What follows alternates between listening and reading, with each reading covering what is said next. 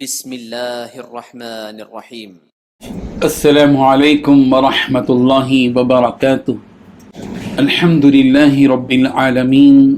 والصلاة والسلام علی اشرف الانبیاء والمرسلین محمد وآلہ وصحبہ اجمعین، اما بعد۔ حاضرین و ناظرین، یہ درس نمبر 1566 ہے اور آج سورۃ العنکبوت کی دو آیتوں کی تلاوت اور تشریح کی جائے گی، آیت نمبر 10 اور 11۔ چلیے سب سے پہلے ہم ان دو آیتوں کی تلاوت کرتے ہیں، لفظی ترجمے اور ترجمے کے بعد تشریح کرتے ہیں۔ اعوذ باللہ من الشیطان الرجیم، بسم اللہ الرحمن الرحیم۔ ومن الناس من يقول آمنا بالله فإذا أوذي في الله جعل فتنة الناس كعذاب الله ولئن جاء نصر من ربك ليقولن إنا كنا معكم أوليس الله بأعلم بما في صدور العالمين وليعلمن الله الذين آمنوا وليعلمن المنافقين صدق الله العظيم۔ لفظی ترجمہ یوں ہے،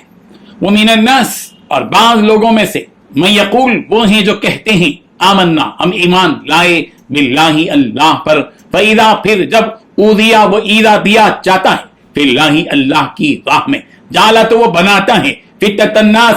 لوگوں کی ایذا رسانی کو، کعذاب اللہ، اللہ کے عذاب کی مانی، ولئن، اور البتہ اگر، جاء نصر، مدد آ جائے، من ربک، آپ کے رب کی طرف سے، لیقولن، تو وہ ضرور کہیں گے، انا، بلا شبہ ہم تو، کننا معکم، تمہارے ساتھ ہی تھے، اولیس اللہ، کیا اور اللہ نہیں ہے، بِأَعْلَمَ، خوب جاننے والا، بما، اس کو جو کچھ کہ ہے، فی صدور العالمین، جہاں والوں کے سینوں میں، وَلَيَعْلَمَنَّ اللَّهُ، اور اللہ ضرور جان لے گا، الذین، ان لوگوں کو جو آمن، ایمان لے آئے، وَلَيَعْلَمَنَّ، اور وہ ضرور جان لے گا، المنافقین، منافقوں کو بھی۔ ترجمہ یوں ہے، اور بعض لوگ ایسے ہیں جو کہتے ہیں کہ ہم اللہ پر ایمان لائے، جب ان کو اللہ کے راستے میں کوئی تکلیف پہنچتی ہے تو لوگوں کی ایذا کو یوں سمجھتے ہیں جیسے اللہ کا عذاب، اور اگر تمہارے رب کی طرف سے مدد پہنچے تو کہتے ہیں کہ ہم تو تمہارے ساتھ تھے۔ کیا جو اہل عالم کے سینے میں ہے اللہ اس سے واقف نہیں ہے؟ اللہ ان کو ضرور معلوم کرے گا جو سچے مومن ہیں، اور منافقوں کو بھی معلوم کر کے رہے گا۔ ان دو آیتوں میں 6 باتیں بتلائی گئی ہیں۔ پہلی بات، بعض لوگ ایسے ہیں جو صرف زبان سے کہتے ہیں کہ ہم ایمان لے آئے۔ دوسری بات، لیکن جب انہیں اللہ کی راہ میں تکلیفیں دی جاتی ہیں تو ان لوگوں کی تکلیف کو اللہ کے عذاب کی طرح بنا لیتے ہیں۔ تیسری بات، لیکن جب مومنوں کو کوئی فتح مل جاتی ہے تو یہ ضرور کہیں گے کہ ہم تو تمہارے ہی ساتھ تھے۔ چوتھی بات، کیا اللہ تمام جہاں والوں کے دلوں میں چھپی چیزیں خوب اچھی طرح نہیں جانتا؟ پانچویں بات، اللہ ایمان والوں کو ضرور جان لے گا۔ چھٹویں بات، منافقوں کو بھی خوب جان لے گا۔ بزرگان محترم، سورہ عنکبوت کی دوسری آیت میں کہا گیا تھا کہ اللہ سب کو آزمائے گا، بغیر آزمائے کسی کو نہیں چھوڑے گا، تاکہ یہ معلوم ہو جائے کہ کون اپنے ایمان میں سچا ہے اور کون جھوٹا ہے، اور یہ بات لوگوں کے سامنے بھی آ جائے کہ کون سچا ہے اور کون جھوٹا۔ لہذا یہاں منافقین کی آزمائش ہوئی، جب اللہ نے انہیں آزمایا، جو زبانی کہا کرتے تھے کہ ہم ایمان لے آئے، اور ایمان لانے والا ہونے کی وجہ سے جب انہیں اللہ کی راہ میں تکلیفیں اور اذیتیں دی گئیں تو وہ لوگ ایمان سے پھر گئے اور اللہ کی آزمائشوں پر کھرے نہیں اترے، جس سے یہ پتہ چل گیا کہ وہ صرف زبانی مومن تھے، حقیقی مومن نہیں تھے، بلکہ وہ منافق تھے۔ حقیقی مومن تو وہ تھے جنہوں نے اللہ کی راہ میں گرم ریت پر سونا گوارا کیا، اللہ کی راہ میں شہید ہونا گوارا کیا۔ ان کے ایمان کی قوت نے انہیں یہ سب برداشت کرنے کی طاقت بخشی تھی، اور انہوں نے احد، ایک اللہ، اور ایک اللہ کہتے ہوئے اپنی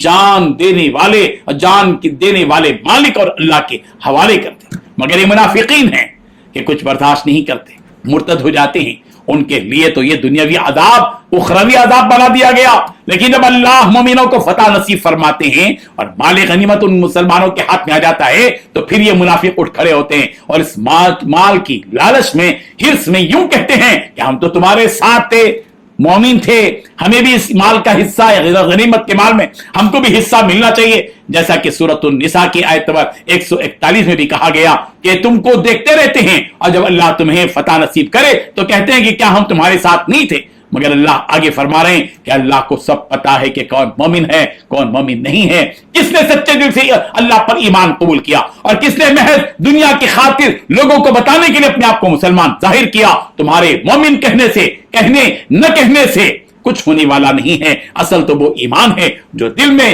پیوست رہتا ہے۔ مفسرین نے کہا کہ یہ آیت منافقین کے بارے میں نازل ہوئی، اپنے مسلمان ہونے کا زبانی دعویٰ کرتے تھے یہ منافقین، مگر جب ان پر اللہ کی آزمائش آئی اور اپنی جانوں کا خدشہ انہیں ہونے لگا تو پھر تو مرتد ہو گئے، ان کو جان پیاری تھی ایمان پیارا نہیں تھا۔ بعد نے کہا کہ یہ آیت حضرت عیاش بن ابی ربیعہ رضی اللہ عنہ کے بارے میں نازل ہوئی، جبکہ پہلے انہوں نے اسلام قبول کیا اور ہجرت کی، مگر انہیں ان